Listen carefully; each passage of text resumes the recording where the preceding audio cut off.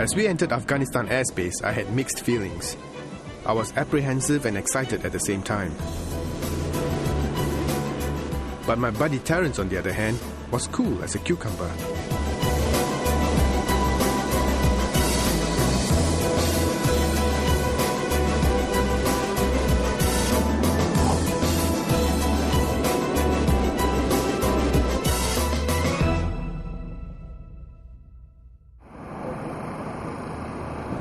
The first thing that hit me when we touched down was the environment.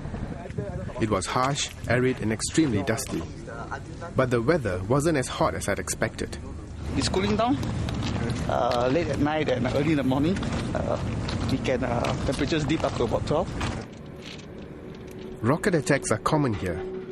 And to mitigate these threats, the soldiers' bunks are heavily fortified and wrapped around with HESCO anti-blast walls. A comforting thought. House up to 4 person container. In case if there's an idea, just go inside and close the door. Charles is the go-to guy for SAF team's logistic needs. The SAF's unmanned aerial vehicle and the weapon locating radar teams are deployed here. Multinational base. And I was curious to see how they were adapting to the harsh conditions. As Charles brought me to the flight line, I realized our UAV guys have more to face than just the harsh weather. From the coalition forces' constant flurry of activity, the tempo of operations was high.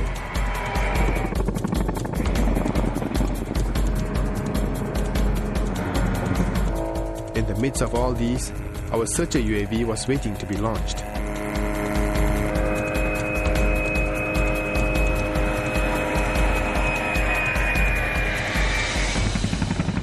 The capability adds muscle to the International Security Assistance Force's reconnaissance of key roads and areas around the base and beyond. As a first for the team, the challenges of operating in such an environment were daunting. What kind of things are going on around you in the environment?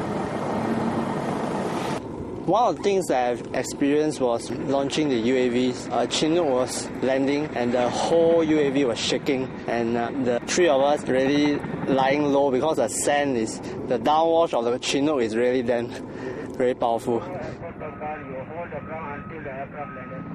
Unpredictable winds can also wreak havoc on operations.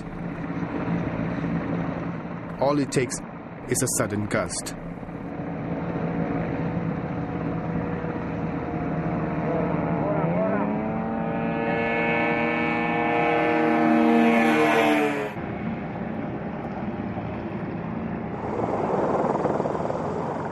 The risks of operating in such an environment are high.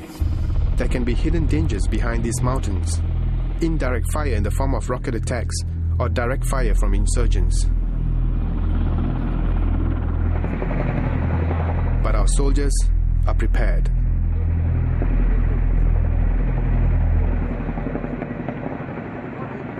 Our job is to pull out every single personnel that we have over here and move them back to the safety of the hangar, where there is fortified positions over there. We create the security perimeter for them to operate in and execute the mission.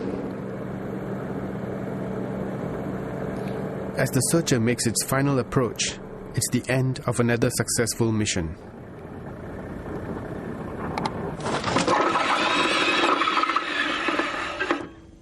It's a different terrain. It really broadens your angle of view on how you look at things, okay, and how you analyze the whole entire situation.